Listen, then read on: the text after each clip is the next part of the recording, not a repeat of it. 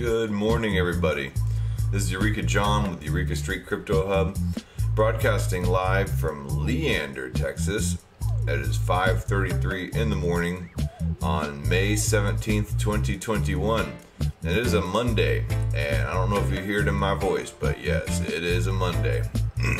Busy weekend, also full of rain, so I'm kind of stopped up, so yeah. But here I am, regardless, still coming at you consecutively every single morning since February 6th. And I've been broadcasting on this channel since October 24th, 2020. And this is basically my exploration, my journey, my video blog, me tracking my progress of everything crypto and everything I'm learning about crypto. To me, this has been such an interesting space, and I'm trying to just keep track of so many different things. And people say, well, why don't you narrow down your focus a little bit? I'm like, no. I want to explore all the possibilities that there are in crypto, and if this means my focus is not very narrow, then so be it. To me, I kind of feel like when I talk to other people in this space and they bring something up, they say, you know, it would be a cool idea is to da-da-da-da, and then I was, oh, you know what? Somebody else is doing something similar to that. You might want to go check this out. So I might not know a whole lot about a little, but I know a little about a whole lot now. So it's been an interesting journey. And that's kind of just the way I approach a lot of things in life. I go by my gut and everything else. I'm not sponsored by anybody, and I'm not shilling any one particular project. I'm not being paid or anything like that. I might say things that are completely wrong and way out in left field. And if I do, just shoot me a message or post on the comments and just say I'm wrong about something, and then let me know, and I'll correct myself. And if I'm right, then I'm glad I've been able to help people out on some things and to help learn and navigate this space, because this space can be intimidating to people just jumping in. I jumped in 2018 and made several mistakes, and I still keep making mistakes, and I've lost some money. I've gained good profits as well, so it's a trade-off. And this is, really, literally, well, it is the Wild West, and go west, young man. It's not for everybody. There's risks and trials and tribulations, and it's a new territory. There's no regulations and nothing to protect you. So learn how to sling that gun. So all right, so let's take a quick look at the old CoinGecko and get started and take a look at the markets. The markets have been pretty interesting since all this stuff going on lately with Elon Musk, with tweets single-handedly shaking out all the noobs in the market. It's interesting to see a billionaire with that much control over a market by tweets, but it just shows the quality of the projects that these people are dumping into.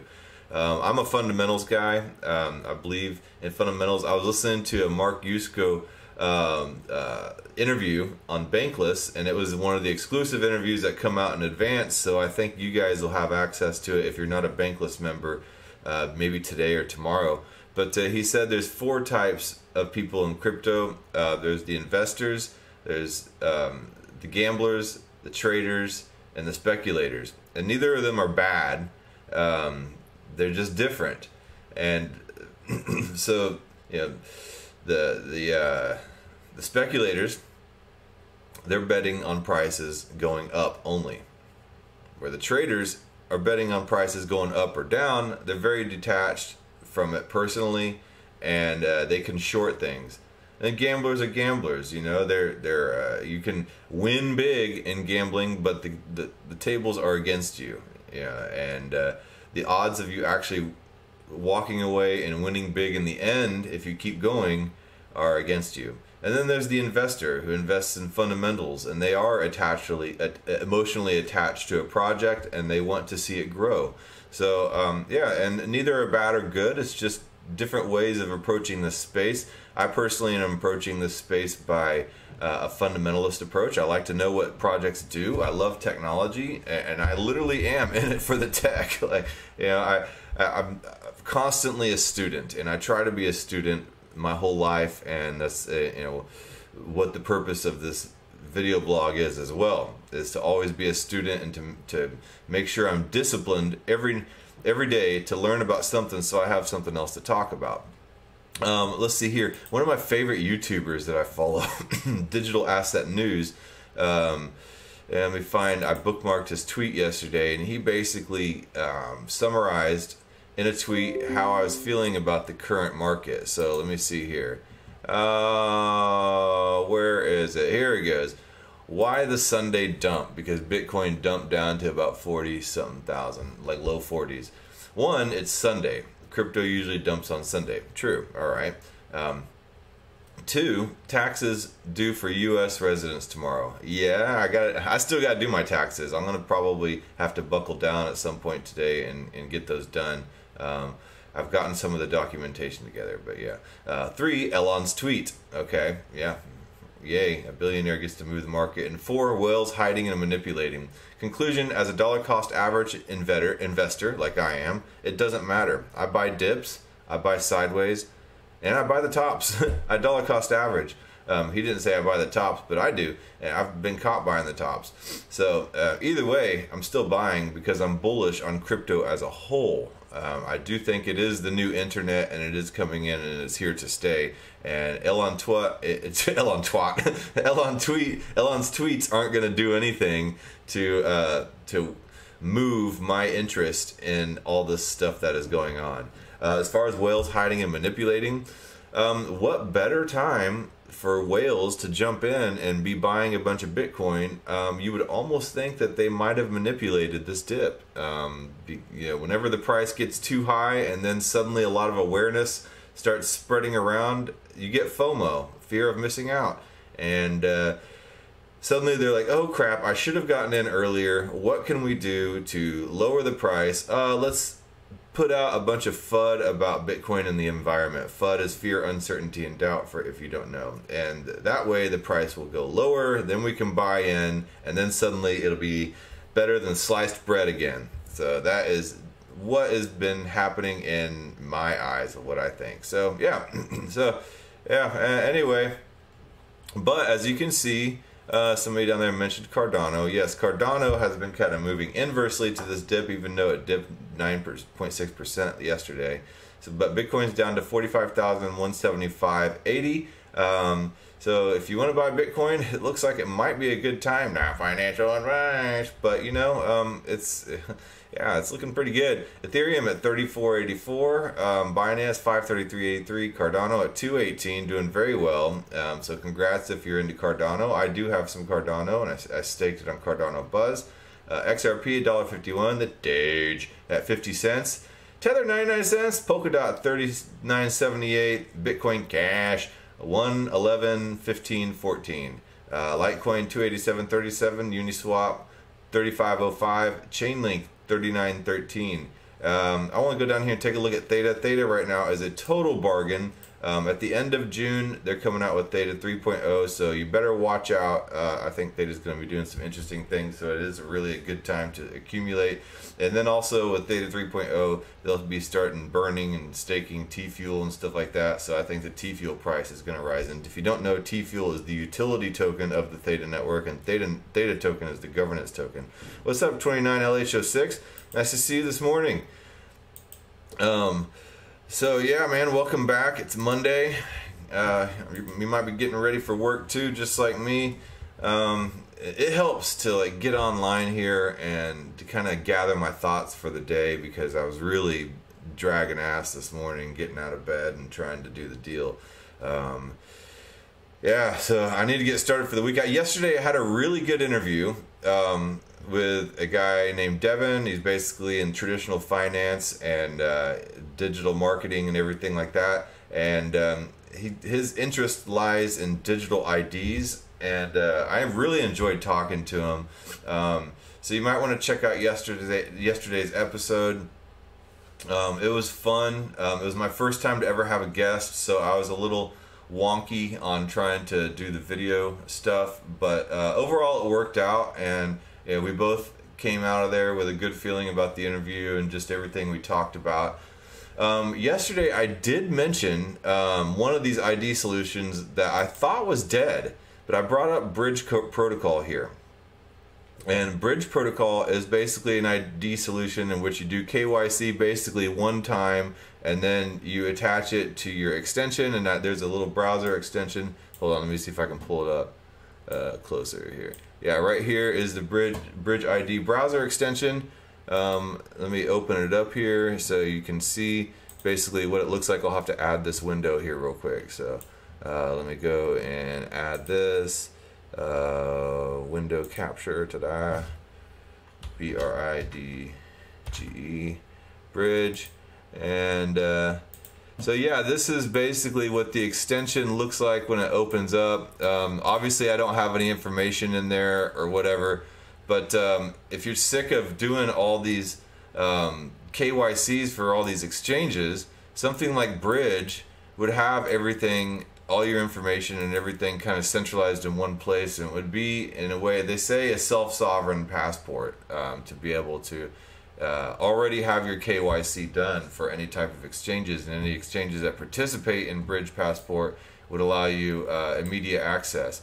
And of course I have questions about centralized control of your information. Is it really self-sovereign? What happens to the information once it's up there, or does it go back into only your possession? Do you get to dole out pieces and parcels of your information for the exchanges to use, only the information you want them to use? So I do have a lot of questions. Right here, it allows you to, hold on, I have to use the actual one. It allows you to, here, my digital identity, please wait, I don't have anything in there. Okay, so I did create a little wallet, my blockchain wallets, and it assigns you an Ethereum wallet and a Neo wallet to start. Let's see, my marketplace request. It's whenever an exchange or any type of entity would request your information, they would do a bridge request. And then it goes into their block explorer. So I just set up an identity and it set me up an Ethereum wallet. Okay, great. It does ask you to import, if you want to import a wallet, don't be putting in your private key or anything right now at this point. To me, right now, I thought it was a dead project.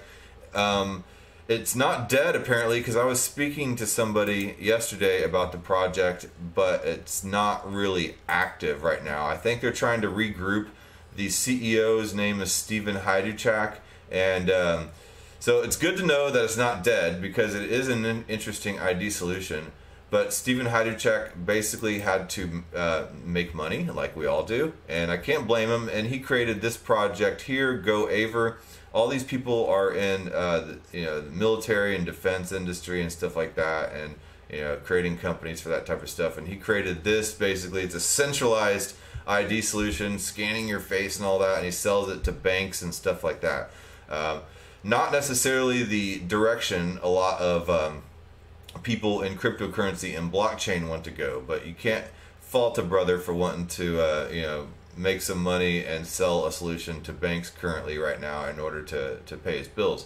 So yeah, so that's basically what he's been working on instead of Bridge for right now, because Bridge just didn't have the funding. But I guess this is more of his passion project. So interesting stuff. Yeah, what led to that then was this guy's new project that he's making. And see, this is what I was trying to say. What's up, VideoTuber? This is what I was trying to talk about yesterday, or what I talked about earlier, about being kind of the jackass of all trades in this area, the crypto space, and not really narrowing down and laser focus onto one type of project, and becoming a fanboy of any one type of project. And why I look at what everything does, larger big picture fundamentals as an investor, because I get to learn about all things, and then all these things, and then I don't really go deep into a lot of them, but I get to know what's out there, and that's really kind of what I like to do. I like to learn the lay of the land. And I was talking to him, and he was part of this Telegram group for Bridge Protocol, because a long time ago when I first got into cryptocurrency, I wanted to find some weird obscure cryptocurrency to cover, because I was writing articles on Uptrend back then, and I wrote an article about Bridge Protocol. I don't feel like going and digging for it right now. It's pretty much a terrible article, but I was starting, and he was telling me about his project, because he's been in with Bridge Protocol from the day one, and he's now working on one of his own projects called Crypto Playground. Learn about crypto on a first world simulated secure education platform. Now this sounds pretty cool.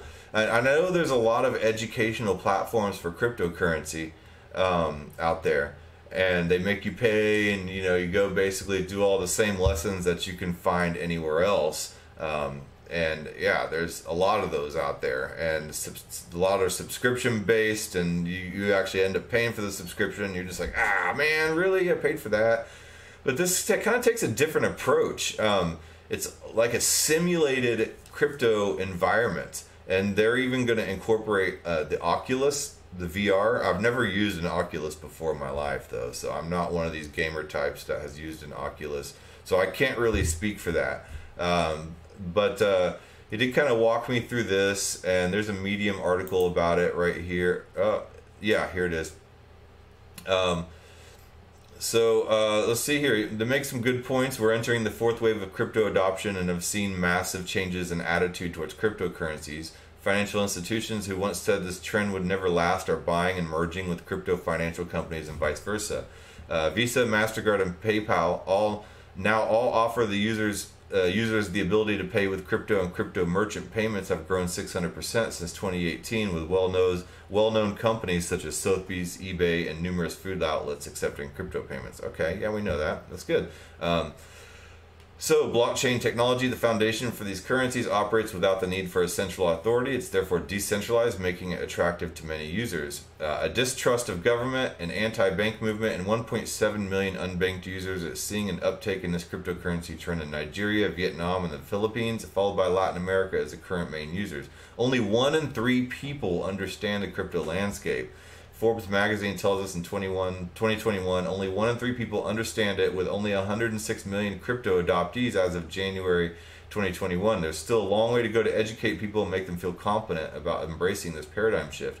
The Crypto Playground was created to help non-geeks traverse this complex environment and enhance the learning of those already involved in this ecosystem. Many have spoken to are fearful of making mistakes and losing money. I've done both, and are uncertain what to invest in, and even those that trade state they really don't know what they're doing. And I've also feel that way sometimes, especially when I'm using more complicated trading decks. I don't leverage. I barely know what calls and puts are. I've really tried to wrap my head around it. I barely know how to use all these tools, limit orders, market orders, the yada yada, and all this and that. So I'm not very good. This is why I don't trade, because I'm not good at it and I don't really understand it. With this in mind, we're in the process of creating the world's first secure simulated educational platform where you can immerse yourself into the environment and make mistakes without fear of repercussions. Crypto is for everyone, and we make a difference by helping people learn how to engage by immersing themselves in a series of learning journeys that will transport them into a virtual world experience where real world problems are solved by blockchain technology and profiled in our marketplace, where trading is easy when you play with a trading bot, or NFTs can be created or traded. Explore how to solve challenges such as creating a wallet, staking, or mining currencies, while we orient you to common pitfalls and scams that are often experienced while taking the traditional route of integrating the crypto environment. So yeah, man, it goes on a little bit here, but this is their website, the Crypto Playground, and I think it looks pretty cool. It's a great idea to be able to go in and you create like your own. You can download it to your wall, to your phone. I'm not really sure. I think it's in beta right now, and you can sign up to get like the early access. But you can invest with Play Money and use the trading bots. You can create wallets. You can you'll even have an email and a social media ID, and they'll do things like scammers will try to scam you and send emails to you that look real, and you have to determine what's real and what's not. A lot of these scammers on YouTube trying to create these asymmetrical scams. where you have somebody famous like Robert Kiyosaki or Vitalik Buterin or Brad Garlinghouse up there speaking, and then down below they're like, throw in 0.25 Ethereum and you'll get 5 Ethereum back. And they claim that Vitalik Buterin is up there talking about that wonderful opportunity. So don't fall for this type of stuff, folks. And that's what this is basically trying to do. They'll have social networking where you can talk to other people who are learning cryptocurrency. But yeah, I think it's a pretty interesting idea, a different approach to teaching people about cryptocurrency rather than just these subscription sign-ups where people explain topics. So yeah, man. Let's see here. VideoTuber says, "Me too, kids. Don't do leverage." Yeah, it's like 6 people know it very well, and all the others lose and get liquidated. You are absolutely right. I've never leveraged, but I did kind of go leveraged. Yes, I did leverage once. I locked up some Ethereum in DAO and MakerDAO, and I pulled out and got DAI, and then from there I locked it up in Aave, that DAI, and I pulled it out, and I can't remember what I borrowed against that from. I don't know. I did something, and then I went a third layer deep, and I locked it into Acropolis, and good for me because I've kind of got some bad feelings, and I was in the Acropolis Telegram group, and I was just like, man, and the people started arguing in there, and I was just like, So I ended up pulling all my money out of Acropolis, and like the next 3 days it got hacked. Bam, on KuCoin, that big KuCoin hack. And a lot of people lost money who were invested in Acropolis, and I was like, oh, I'm so glad I got out of there, man. I just listened to my gut. So yeah, those are the type of things that I think this app is going to try to simulate, or at least just be able to get people to learn how to build their own wallets up, how to transfer money back and forth between wallets, and maybe even how to create a custom token in there. And then there's another scam too, where people try to get you to create custom tokens in your wallets, and then they have access to your wallet and all that type of stuff, right? Or try to get you to invest in some worthless cryptocurrency by setting up a custom token. I mean, there's a whole bunch of different scenarios, and I know they're going to start out with some basic stuff. He kind of showed me a little bit of the rundown of his app yesterday, but looks like they'll be building some pretty interesting stuff. So how do you transition to real world usage? When ready, you can set up your real wallet, use a blockchain crypto debit card, and more outside of the learning environment. You can practice doing these things within the platform safely and build your confidence. However, once you leave the platform learning environment, you take personal responsibility for your choices, and it's absolutely true. Yeah, how secure is the platform? One of the co-founders is a U.S. military veteran and cybersecurity expert, so all personal information on the system is secure. The learning environment is safe for you to experience this complex ecosystem. Let's see, what are the repercussions if I make mistakes on this platform? There's no repercussions, as we learn by making mistakes and then redoing the task to get it right. You can confidently go over and over your learning journeys and be safe in the knowledge that there are no detrimental effects within this platform. Now, this is great, and like I said at the beginning of the video, crypto is the Wild West. It literally is. Like, it's not for everybody. Go west, young man, if you want to speculate, and or woman, if you want to speculate and make a family fortune for yourself, but it is high risk. There are robbers and bandits and critters and creatures and bad weather and everything that could possibly go wrong, and disease, viruses, and so this, I guess, something like this can kind of simulate that environment. Pilots, they have to do flight simulators, and they have to learn how to land and take off on flight simulators before they ever step foot in a plane. So, I mean, hey, what is a simulated crypto platform? I do things backwards here. I'm going up. This is created when a computer simulates in 3 dimensions in a real world, as well as an imaginary world environment where a person can interact with it. The experience is as close to real life as possible. However, the additional benefit is that it allows learners to reset the scenario and try alternative strategies and approaches safely. What's the difference between this crypto education and others online? We are a first world simulated crypto education platform. This tool provides all crypto education in one location, whereas others only teach aspects of crypto. Within the crypto playground, you can learn to invest as well as play with non-fungible tokens, NFTs, discover how to create a wallet, stake, learn about the different currencies and exchanges while experimenting safely and securely in the simulated platform. So yeah, man, I think Um, really cool. I wish I would have had something like this when I first started with crypto, to kind of take a test run of some of this stuff. Because I made some stupid mistakes. I did the very first crypto investment I did is invest $99 into Bitcoin, and you know, we will use that $99 and invest wisely in order so you can gain a ever increasing profit, and then all you got to do is sit back and watch your crypto gain value. And I fell for it, and I signed up, and I bought $99 worth of Bitcoin, and then I kind of started to wise up to it.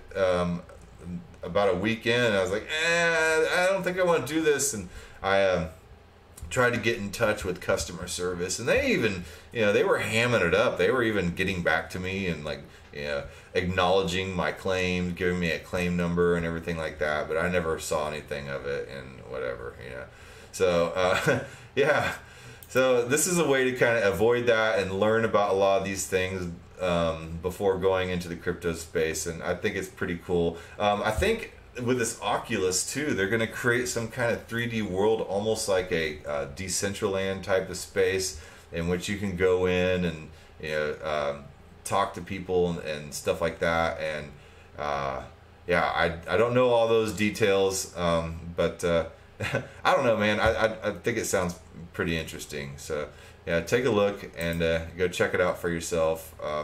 Really good idea. So more power to these people. I think I'm going to sign up and just test it out, and give it a dry run and see what it does, and I'll get back to you guys on this. So but yeah, I've been talking to this guy that is running this thing for I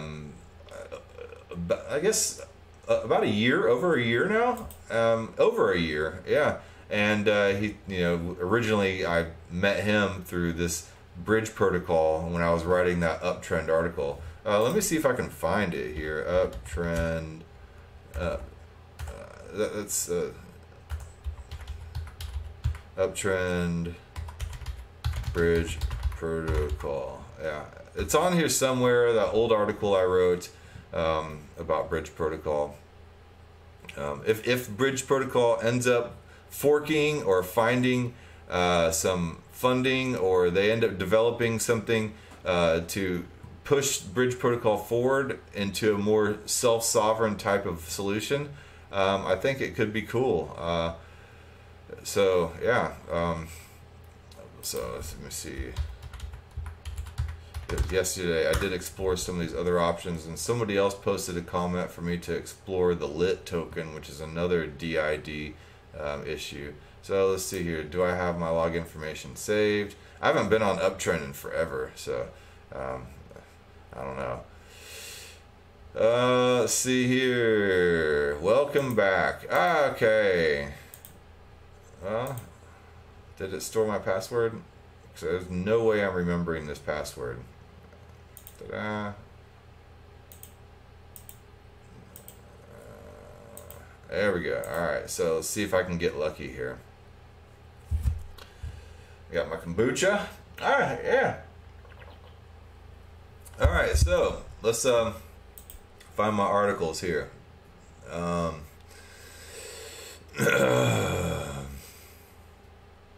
Post 6.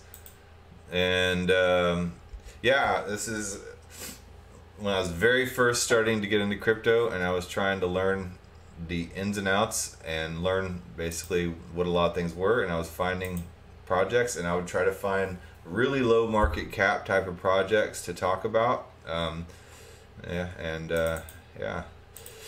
well, I don't even know how to go in and find my project, my posts.